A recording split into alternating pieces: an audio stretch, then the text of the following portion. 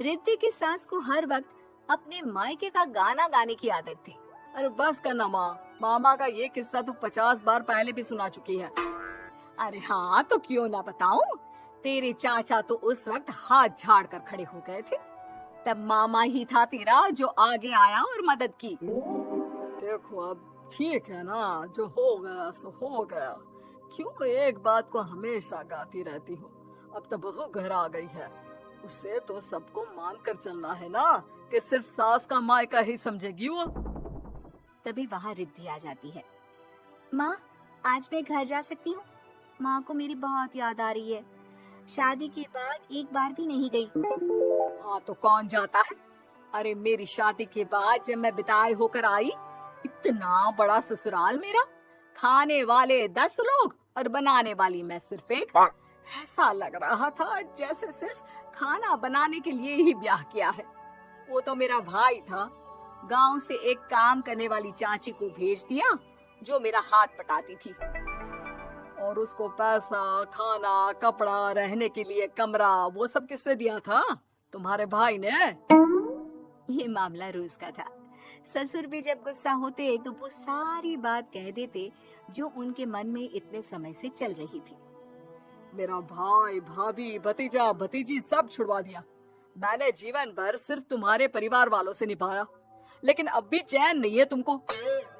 बहू के सामने सास को लगा कि उसकी बेइज्जती हो रही है। अब सुन बहू, अपने कमरे में जा, कहीं नहीं जाना मायके वायके। घर का काम कौन करेगा? पड़ोसन। बहू समझ जाती है मामला गर्म चल रहा है। कमरे में जाने में ही भलाई है। कमरे में क्या है? तुम्हारी माँ हर वक्त चिक चिक चिक करती रहती है। कल ताई मिली थी तुम्हारी मुझे, लेकिन मजाल है सासू माँ की उन्होंने एक बुराई की हो, लेकिन सासू माँ हाँ, जब देखो तब ससुराल के लोगों की बुराई करती रहती है। बेचारे पापा जी कितना मिस करते हैं अपने घर वालों को। मेरा तो बड़ा मन करता है कि ताऊ जी, चाचा जी और सब मिलकर रहे, ना साथ रहे लेकिन आना जाना तो ठीक से रखिए। हिंदुस्तान और पाकिस्तान एक हो सकता है, लेकिन चाचा और ताऊ के परिवार के साथ हम लोगों का मिलन ना जी ना, कभी नहीं हो सकता। ये बात है।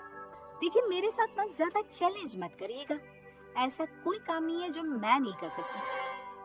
ससुर जी जो कि बहू की बात सुन रहे थे सामने आ जाते हैं। अरे बेटा, तू ये कर सकती है तो प्लीज मेरा परिवार किसी तरह मुझसे मिलवा दे। सारी जवानी तो मैंने किसी तरह काट ली, लेकिन जीवन के इस पड़ाव पर बहुत याद आती है मेरे परिवार की। हाँ हाँ पिताजी, आप चिंता मत करिए, बस मेरा साथ देते रहिए आप दोनों। फिर देखिए कैसे माँ जी भी ठीक हो जाएंगी और पूरा परिवार भी एक हो जाएगा। थोड़ी देर बाद बहू सामान लेकर घर से निकल रही होती है कि मना किया था ना तुझे मायके जाने के लिए, फिर क्यों जा रही है? बहू कुछ कहती इससे पहले ही बेटा बोलने लगता है। क्या है माँ, वो घर जा रही है। वैसे भी उसके माता पिता ने मुझे 10 लाख दिए तब जाकर मेरा काम शुरू हो पाया, वरना तूने मेरे लिए किया क्या है? अरे वाह बेटा, बचपन से पढ़ाया लिखाया, तेरे दुख दर्द में जगी, और आज वो लोग तुझे सही लग रहे हैं? और फिर ससुराल में लड़की खुश रहे, ये तो मायके वालों की जीवन भर की जिम्मेदारी रहती है। तो ये तुमको भी तो सोचना था ना। ताऊ जी ने पापा को पढ़ाया लिखाया, जब तुम नहीं आई थी तो पापा के लिए ताई जी ने पापा की माँ की तरह देखभाल की। अब बोलिए। अरे तू कुछ नहीं जानता बेटा, तेरे पापा को सब पता है, तभी वो उन लोगों से वास्ता नहीं रखते। मैं उन लोगों को जानता हूँ, लेकिन मैं तुम्हें नहीं जानता कि तुम्हारे मन के लायक काम नहीं हुआ तो तुम घर की शांति बर्बाद कर दोगी। सास जोर जोर से चिल्लाने लगती है। तभी वहाँ सास का भाई आ जाता है। अरे क्यों आप लोग मेरी बहन को परेशान करते रहते हैं? पहले ये जीजा कम थे, जब बहू भी आ गई। बहन, मैंने तो 30 साल पहले ही बोला था, अपना हिस्सा ले और छोड़ इन लोगों को, चल अपने साथ।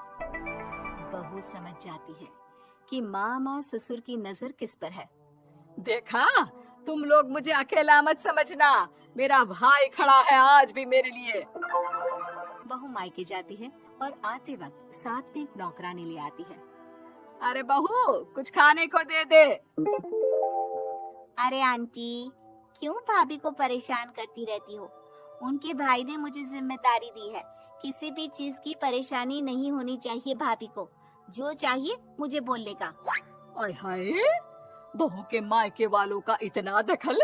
ये मेरा घर है, कोई कल का आए इसे पूरा कैप्चर कर ले, ये बर्दाश्त नहीं होगा मुझसे। क्या हो गया सासू माँ? क्यों सुबह सुबह चिल्ला रही हैं? चमेली, ओ चमेली, क्या कहा था मेरे भाई ने तुझे? अरे दीदी बहुत तेज है आपकी सासू माँ। मैंने तो बोला कुछ चाहिए तो मांग लो मुझसे। अरे निकल यहाँ से, घर को रेलवे स्टेशन बना रखा है, जो देखो वो घुमा जा रहा है यहाँ से वहाँ।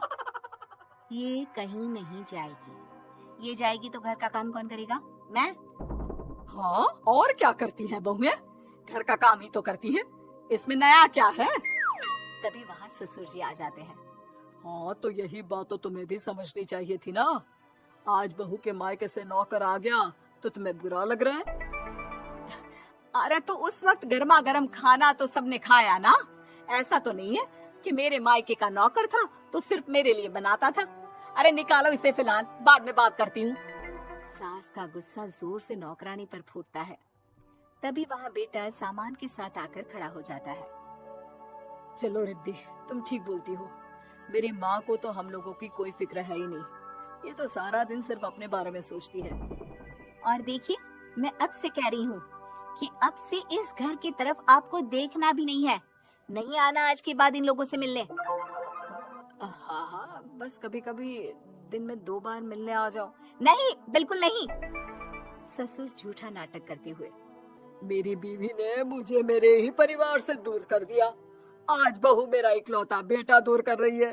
हाय, कैसे जीऊंगा मैं? वाह, वो भाई जो आपको बेटे की तरह मानता था, उन्हें छोड़ने में तो दुख नहीं हुआ। आज खुद का बेटा छोड़कर जा रहा है तो कैसे जीऊंगा? बढ़िया है। अब सास समझ चुकी थी कि उससे गलती क्या हुई है। मुझे माफ कर दे बहू, अब मेरी समझ में आ गया कि अपनों से दूर कर बीवियां पति का भला नहीं बल्कि उन्हें जीवन में अकेला कर रही है। मुझे माफ कर दे, मैं अब सबसे माफी मांग लूंगी। ससुर जी दूर से बहू को थम्स अप दिखाते हैं।